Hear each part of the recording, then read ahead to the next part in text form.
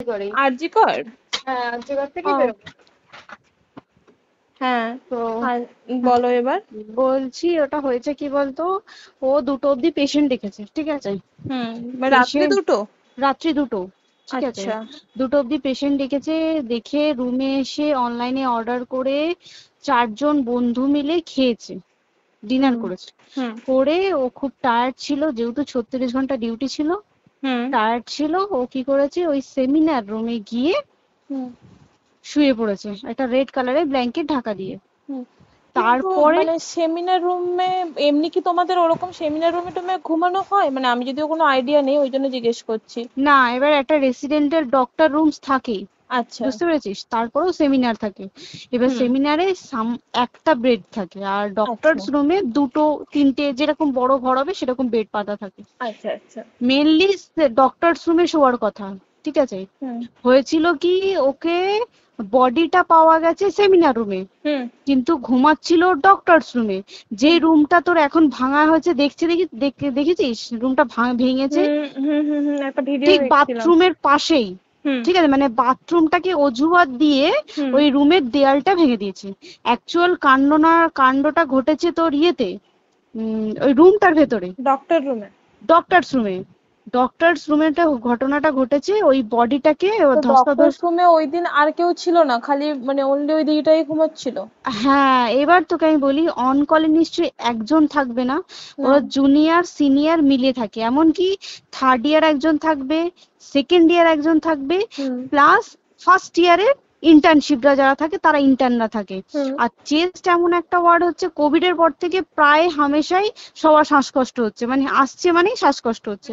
হুম আর chest word আর chest medicine দুটোই হুম পাশাপাশি word, হুম ঠিক আছে। হুম তো কেউ কি শুনতে পায়নি? কেউ শুনতে পায়নি। হ্যাঁ, ওটাই তো আমি ওই দিনকে ওটাই ভাবছিলাম এবার যে। দেখ, ধস্তাধস্তি করাতে একটা নিশ্চয়ই চিৎকার হয়, একটা ভায়োলেন্ট হয়, হুম হুম বুঝতে পেরেছিস। হুম তারপরে আবার কি, যে 4জন ওর সাথে খেয়েছে তারা কোথায়, তারা কেন মিডিয়ার সামনে আসছে না?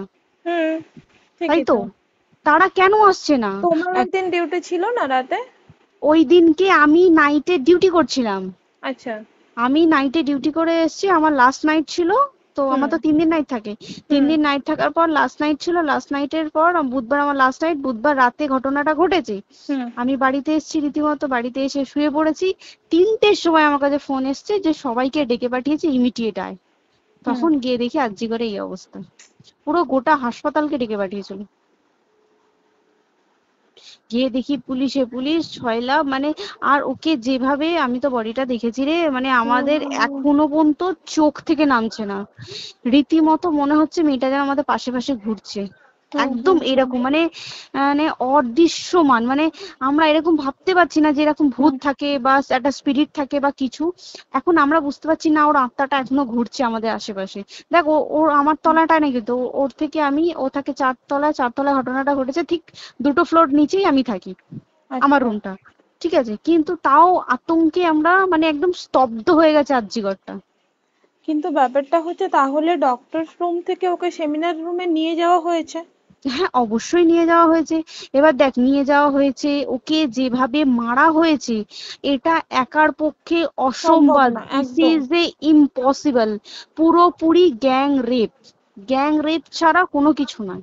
আর শুধুমাত্র রেপ নয়, রেপ হলো, করলো, ছেড়ে দিল, ঠিক আছে, ওকে রীতিমতো মার্ডার করেছে।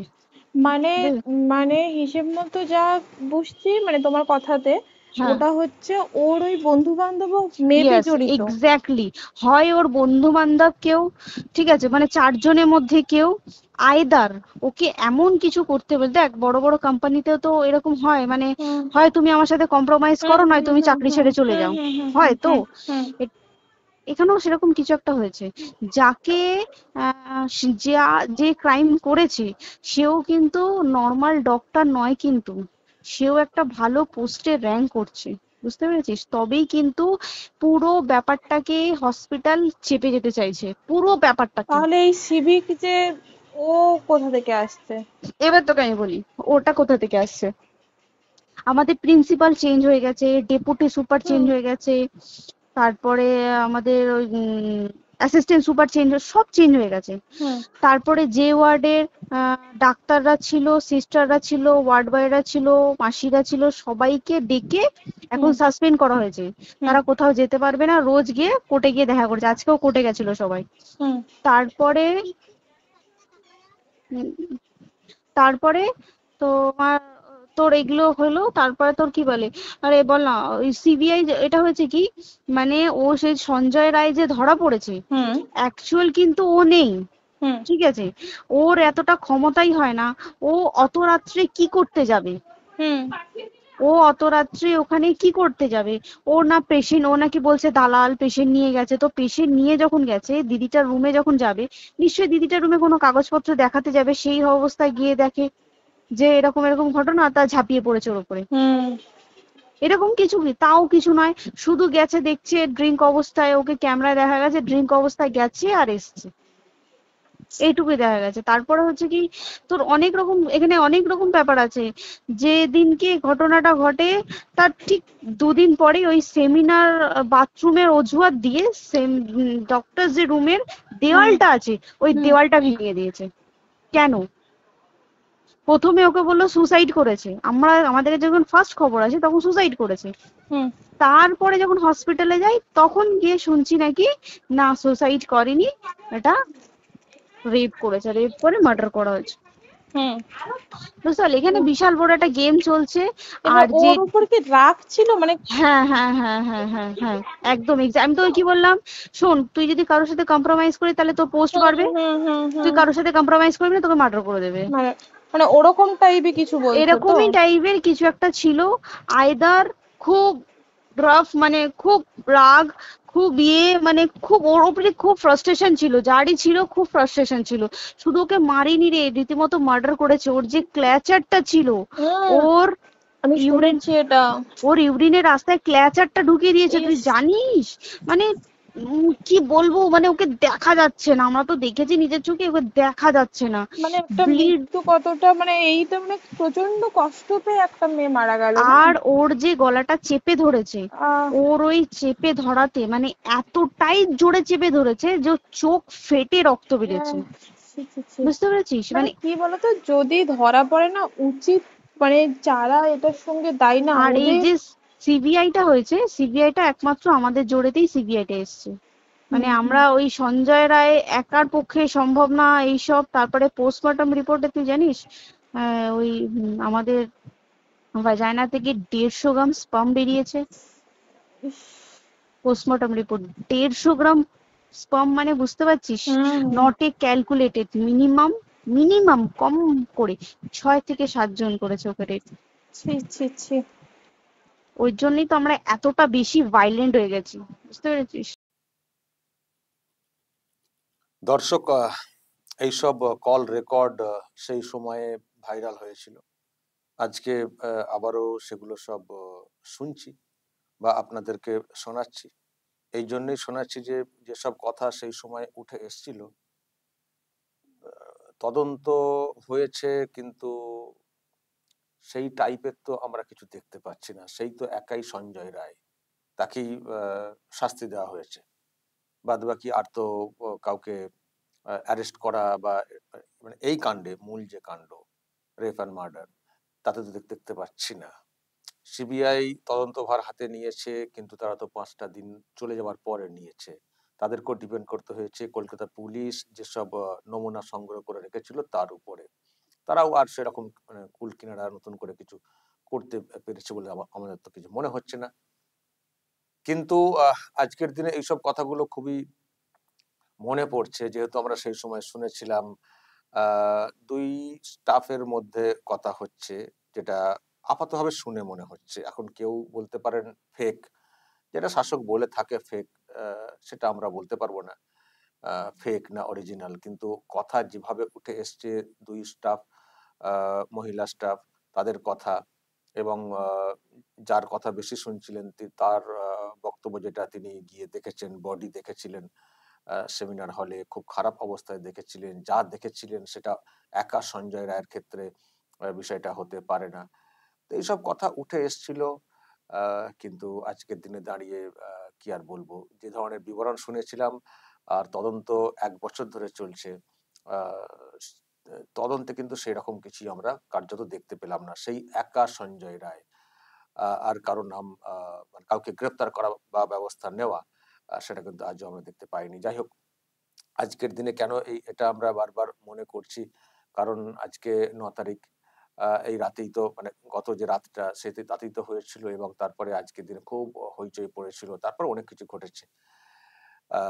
এবং আজকে সেই দিনটাকে অনেকে মানে স্মরণ করছেন খুব খারাপ ভাবে। বিষয়টা এ তো স্মরণ করার মতো বিষয়টা না, মানে ওই আর কি যে ঘটনা ঘটেছে, তারিখটা যেহেতু এসছে, তো মানুষের মনে পড়ে যাচ্ছে বিষয়টা। তো আজকে ক্ষোভ বিক্ষোভ ইত্যাদি সব হচ্ছে। আমরাও আর কি সেই ঘটনাগুলো মনে করছি, মনে পড়ে যাচ্ছে মনে করার থেকেও। এবং প্রতিবাদ কর্মসূচি আজকেও হচ্ছে। আপনারা জানেন যে আজকে নবান্ন অভিযান রয়েছে। অভয়ার বাবা মা ডাকটা দিয়েছেন, দলমত নির্বিশেষে নবান্ন অভিযানের ডাকটা, সেটা শুরু হতে চলেছে। অনেকেই যাচ্ছেন নবান্নের পথে। আর আমি আজকের দিনে দর্শক মুখ্যমন্ত্রীর বক্তব্যটা একটু শোনাতে চাই, যে কিভাবে উনি পুরো কন্ট্যাক্ট রাখছিলেন পুলিশ কমিশনার তৎকালীন বিনীত গোয়েল তার সঙ্গে। যে কথাটা উনি বলেছিলেন পরবর্তী সময়ে একটি জায়গাতে, আমি দর্শক সেটা আজকে আপনাদেরকে একবার শোনাতে চাই। সব যেন কেমন হয়ে গেল, অনেক যোগ, অনেক ক্লু, অনেক সূত্র আমরা সেই সময়ে কথা শুনে বুঝতে পারছিলাম, কিন্তু সেই অনুযায়ী আবারও বলছি, রেজাল্ট কিন্তু সেই অনুযায়ী আমরা পাইনি। আমি দর্শক আপনাদেরকে শোনাই ঘটনার সময়ের পরে, মানে ঘটনার পরে মুখ্যমন্ত্রী কি দাবি করেছিলেন, তিনি কতটা কানেক্টেড ছিলেন এই বডিকে সৎকার করা ইত্যাদি ব্যাপারে কি বলেছিলেন দর্শক, আজকে আরো একবার শুনুন। সোমবার, রবিবার দিন মনে হয় সম্ভবত কাজটা ছিল, তাই সোমবার দিন আমি তাদের বাড়িতে গিয়েছিলাম। আর ঘটনাটা ঘটেছিল কবে? সম্ভবত শুক্রবার। আমি ওনাদের বাড়ি সোমবার গিয়েছিলাম। ততক্ষণ পর্যন্ত পুলিশ, সেদিন রাতের ঘটনা শুনুন, আমার সাথে 100 বার কথা হয়েছে, মিনিট টু মিনিট। আমি সারা রাত ঘুমাইনি। আমার সাথে পুলিশ কমিশনার রাত 2টো পর্যন্ত কথা বলেছেন, এমনকি তার ডেড বডি যতক্ষণ ক্রিমেশন না হয়েছে, পুলিশ এসকর্ট করে ডেড বডি নিয়ে গেছে। শুনলেন দর্শক, উনি সারা রাত কানেক্টেড ছিলেন পুলিশ কমিশনার বা পুলিশের সঙ্গে, যতক্ষণ না সৎকার হচ্ছে, দেহটা যতক্ষণ না পোড়ানো হচ্ছে। উনি বলেছিলেন এখন দেহ সৎকার করে দেওয়ার তাগিদটা সব থেকে বেশি ছিল কিনা বা কেন ছিল, এবং আপনারা শুনেছেন ঘটনা ঘটেছে, অথচ অভিযোগ করাটা অনেক পরে হয়েছে, অনেক পরে হয়েছে। তো এইসব দর্শক রহস্যের ব্যাপার, যে ঘটনা যেটা ঘটেছে এটা একটা সংগঠিত ঘটনা, একজনের পক্ষে না। এবং এই ডাক্তার যাকে মেরে ফেলা হলো ওইভাবে, তিনি তো অনেক কিছু জেনে গেছিলেন, অনেক দুর্নীতির বিষয় জেনে গেছিলেন, ফলে তাকে মেরে ফেলাটা একটা পরিকল্পিত, এটাও অনেকে বলে থাকেন। এবং হাসপাতালের একটা বড় অংশ বলতে ওই শুধু সঞ্জয় রায় সিভিক ভলান্টিয়ার এটা না, হাসপাতাল কর্তৃপক্ষের মধ্যে অনেকের যোগ থাকতে পারে বলে বলা হচ্ছিল। কিন্তু কোথায়, এত কিছু বলা হলো, এত কিছু উঠে এলো, কিন্তু রেজাল্ট কোথায়? আজকের দিনে দাঁড়িয়ে আমরা কিন্তু সেটা দেখতে পাচ্ছি না। তো যাই হোক, আজকে আর কি বলবো, প্রতিবাদ কর্মসূচি যেটা হবার সেটা হচ্ছে, নবান্ন অভিযান হচ্ছে, এবং যেটা খুব জরুরি বলে আমার কোথাও মনে হয়। আমি জানি না আর.জি. কর কাণ্ডের রেজাল্ট পুরোপুরি কখনো আসবে কিনা। যদি না আসে সেটাও খুব দুর্ভাগ্যের হবে, কিন্তু যদি সেটা না আসে অন্তত একটা বিচার হোক, যেটা আমি গতকাল থেকে বলছি, যাদের জন্য এই রকম পুরো বিষয়টা গুলিয়ে গেল বা গুলিয়ে দেওয়া হলো পুরো ঘটনাটাকে, তাদের যেন বিচার হয়। তাদের বিচার, আদালতের বিচার একরকম, আর জনতার আদালতের বিচার আর একরকম। জনতার আদালতের বিচার বলতে ক্ষমতাচ্যুত করা, সেটা কিন্তু করতে হবে, সেটা করতে হবে। তারপর যেসব লুকোছাপা করা হয়েছে, যদি সেসব সূত্র আবার নতুন করে বের করা যায়, কারণ এখন তারা যেভাবে ক্ষমতাকে কারায়ত্ত করে রেখেছেন, এখন সব কিছুতে প্রভাব খাটিয়ে দিচ্ছেন। শুনছেন তো, এটাও বলা হচ্ছে সিবিআই এর অফিসাররা যারা আছেন এখানে, তাদের সঙ্গে নাকি কোথাও একটা মানে যোগাযোগ স্থাপন করে ফেলেছে, এটা বলা হচ্ছে। মানে কোনো অফিসার ব্যক্তি স্বার্থে তারাও যুক্ত হয়ে যাচ্ছেন। ফলে এখন সবটাই প্রভাবের জন্য। সেই জন্য সবার আগে যেটা করা দরকার সেটা হচ্ছে প্রভাব মুক্ত করা মানে ক্ষমতাচ্যুত করা, জনতার আদালতে বিচারটা করা। তো সেই জন্য এই ধরনের অভিযানের খুব প্রয়োজন রয়েছে, প্রতিবাদ কর্মসূচি পালনের খুব প্রয়োজন রয়েছে। দর্শক, আবারও সেসব কথাগুলো শুনলে সত্যি খুব কাঁটা দেয়। কালকে একটা অডিও রেকর্ড শুনিয়েছি, যারা শুনে শুনে নেবেন। এইগুলো শুনলে গায়ে কাঁটা দেয়, ঘটনার বিবরণ শুনলে। আর প্রশ্ন জাগে যে এত কিছু বিষয় সামনে এসছিল সেই সময়, কিন্তু রেজাল্ট কোথায়? কেন সেই রেজাল্ট এলো না? রেজাল্ট আসা উচিত, বিচার হওয়া উচিত। We want justice.